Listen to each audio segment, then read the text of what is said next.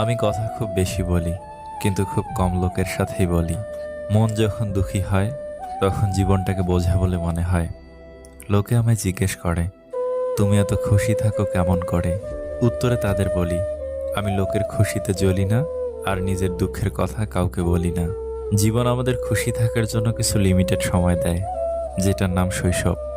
জীবনে ক্ষতি আর ক্ষত মেনে নিতে পারলেই তুমি সুখী। লুকোচুরি খেলতাম সবাই মিলে, কেউ লুকোতো, আবার কেউ খুঁজতো। হঠাৎ একদিন সব বন্ধুরা লুকিয়ে পড়লো, আর খুঁজে পেলাম না। বুঝলাম বড় হয়ে গেছি। কত কি রোজ মনে হয়, সব কি আর সত্যি হয়?